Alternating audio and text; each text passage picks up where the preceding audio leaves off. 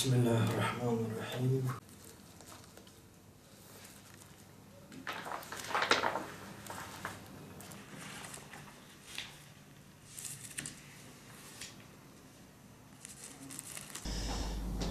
Bismillahirrahmanirrahim. Önce 15 Temmuz darbesinde şehit olan kardeşlerimizi Allah'tan rahmet diliyoruz. Bilindiği gibi zaten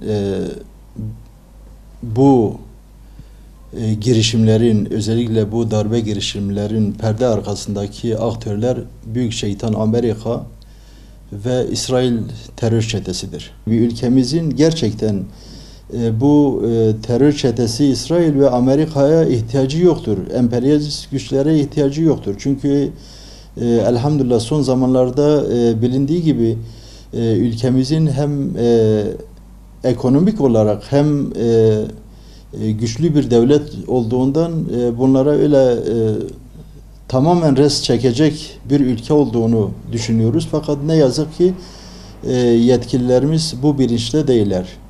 Şimdi bunu sadece bir hadisle de özetleyebiliriz. Çünkü hadis-i şerifte Resulullah Aleyhisselatü Vesselam küfür tek millettir diye bize haber vermiştir bu konuda.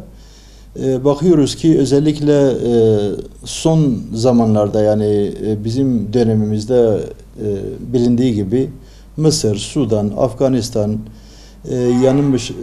yanı başımızdaki Irak, Suriye, yani bu terör devleti hangi ülkemize el atmışsa sözde onlara huzur getirmek için, sözde onlara barış getirmek için, sözde onları mutlu etmek için oraya bir el atmışsa sadece orada kan, gözyaşı ve huzursuzluk yaratmıştır. Yani bu konuda tabii ki onun amacı da özellikle bu 15 Temmuz darbesini gerçekleştirmesinin amacı Türkiye'yi de bu saydığımız ülkelerin arasına sokmak. Yani onların gibi perişan etmek Türkiye halkını ve Türkiye Cumhuriyeti'ni.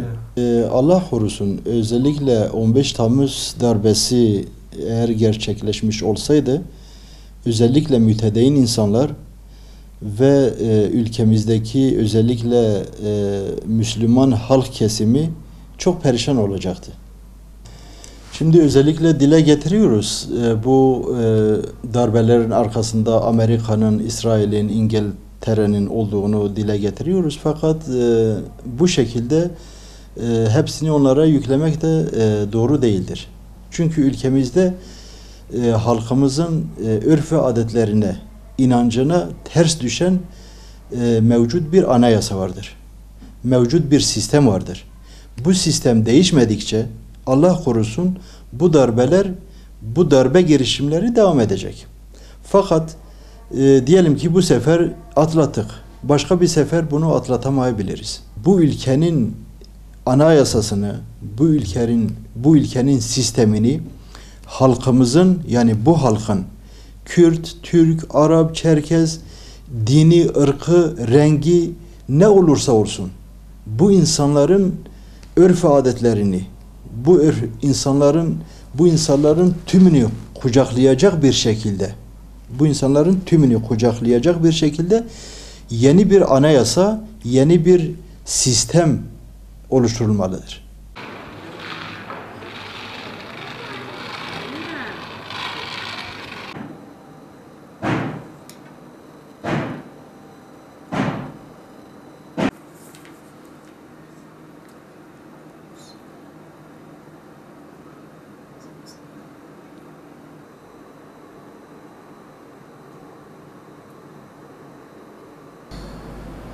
Bismillahirrahmanirrahim. Elhamdülillahi Rabbil alemin. Vessalatu vesselamu ala Resulina Muhammedin ve ala alihi ve ashabihi ve etba'ihi ecma'in.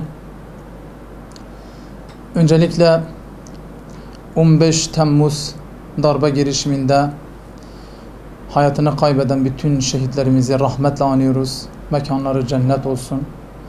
Gazilerimize de acil şifalar diliyoruz. Allah uzun ömürler, sıhhat, afiyet versin inşallah.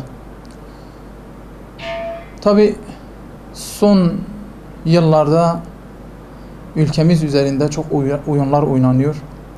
Özellikle Orta Doğu'nun istikrarsızlaştırılması ve karıştırılması ile beraber bir tek ayakta durabilen ülkemiz kaldı, Türkiye kaldı. Bunu da diğer Orta Doğu ülkeleri gibi karıştırıp iç savaş çıkartmak istiyorlar. Özellikle dış güçler bunu çokça yapıyorlar. Tabi bunu değişik vesilelerle yapıyorlar. Kimi zaman gezi olayları adı altında ülke karıştırılmak isteniyor. Kimi zaman 17-25 Aralık operasyonlarıyla yapılıyor.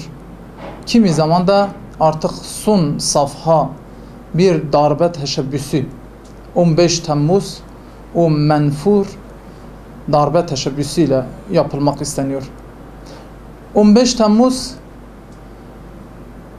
Türkiye'yi de diğer İslam ülkeleri gibi karıştırmak, iç savaş çıkarmak ve kendi emelleri doğrultusunda bir çizgiye getirmek için içteki hainlerin, dıştaki İslam düşmanları, dış mihrakların desteğiyle yapılmak istenen bir askeri darbeydi. Darbe teşebbüsüydü. Allah'a şükür ülkemiz bu darbe teşebbüsünü aklı selim bir şekilde, cesaretle üstüne giderek püskürttü, geri çevirdi ve tekrar ülkemizi büyük bir işgalden kurtarmaya muvaffak oldular. Tabii dış güçlerin çok hedefleri var. İslam ülkeleri üzerinde özellikle İslam ülkelerinin zenginliklerini gasp etme, sömürme noktasında çokça teşebbüsleri var. Tarih boyunca hep İslam ülkelerini işgal etmek, varlıklarına el koymak, zenginliklerini sömürmek için ellerinden geleni yapmışlar.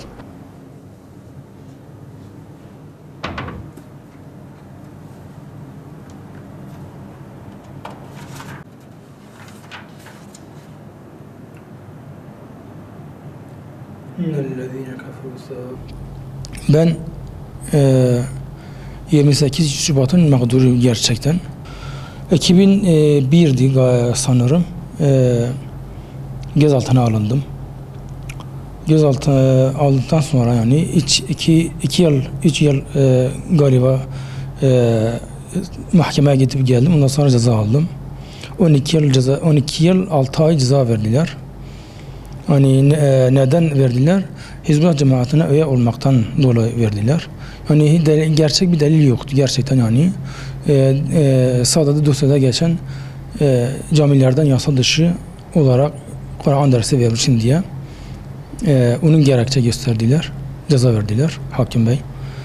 İşte bu şekilde 6 yıl boyunca cezaevinde kaldım. Artık sicilme işledim bu dosya.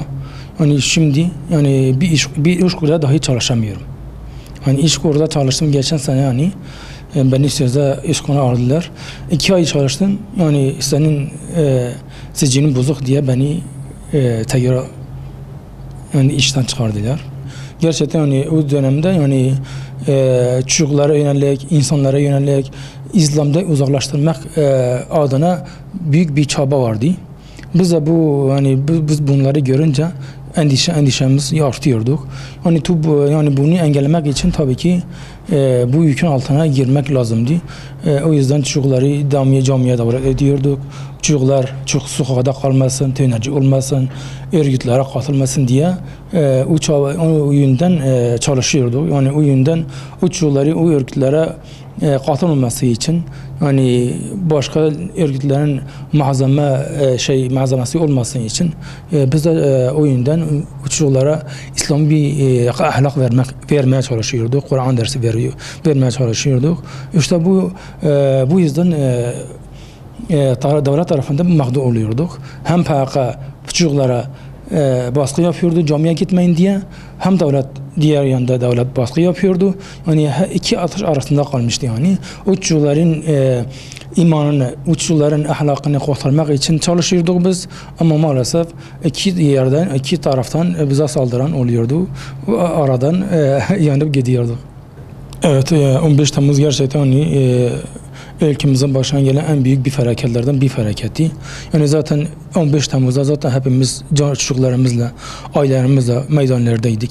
Yani canımızın pahasına yani bile olsa yani de meydanda ayrılmadık. Gerçekten hani sonuna kadar, son gününe kadar sürekli meydanlardaydık. Bu darbe gerçekten hani ülkemize karşı büyük bir yani işgal girişimiydi. Bu 15 Temmuz'un yıl dönemi dolayısıyla ben yetkililere seslenmek istiyorum. Lütfen onların gerçekten yani onların bu ümmete büyük bir zararları oldu. Onların gerçekten bu ülkeye gerçekten büyük planları vardı. Bu planlardan dolayı onları cezalandırmasını ve onların mağdur ettiği insanları da görmelerini istiyorum. Gerçekten 28 Şubat'ın Müslümanların hala cezaevinde olduğunu şahidiz. 20-25 yıldır FETÖ'nün mağdurları hala cezaevinde.